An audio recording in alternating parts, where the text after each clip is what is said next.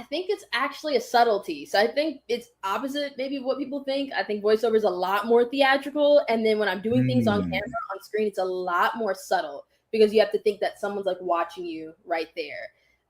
So I think that's the biggest thing, and just actually keeping it a lot more realistic. But every character that I play comes from a grounded place. You know, even if a character, especially with voiceover, isn't always human, it's always coming from a human place. Like we're always watching humanity, even if we're not watching humans. I hope that like it makes sense. Ooh, hold on.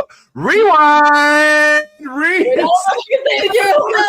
Say it again for the ones in the back, because that was a little deep. That's going into the book of Proverbs. Hallelujah. What? Say that one more time. Rewind. I will try. I think I said that even if you're not always watching humans, like you want to watch humanity. So nice.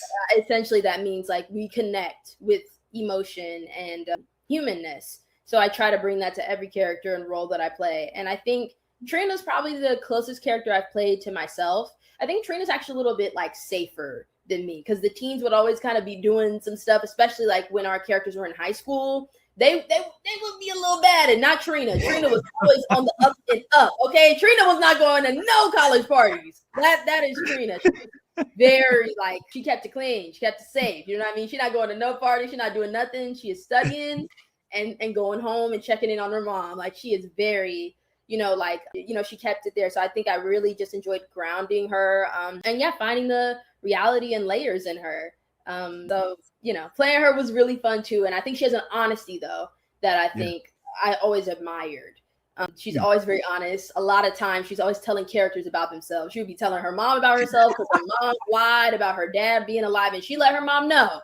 You know what I mean? And in a respectful way, I still made sure, Trina's Black, but also you lied about my dad being dead or alive or whatever was happening. So she let her mom know. When she, when I played her, she had a love interest, Spencer, played by Nicholas Chavez at the time, who she let him know that he wasn't doing right. She gonna let somebody know. So that is one thing about Trina too. She is trustworthy, but she is very honest. So that was fun to play, and I think that honesty led to a lot of people really loving her and connecting with her. On another day, when we've got more time, I would love to delve into the delicacies that go into acting on a soap, because I understand that that's like, it's almost like theater acting to an extent, right? So not going to pick your time on that today, but we will move forward to a recent project where you did something that I think is definitely noteworthy. Not only did you jump into the lead role of this character here, but you did it all while rocking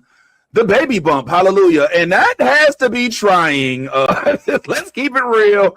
Like, that's a different level of acting. All right, to act with the baby bump and not to lose it. So before we get into the intricacies of the actual character and the actual movie itself, talk to me about the complexities and possibly even the difficulties of working with the baby bump in the woods where there's bugs, creatures, snakes, insects, alligators. Okay, he just went down the list.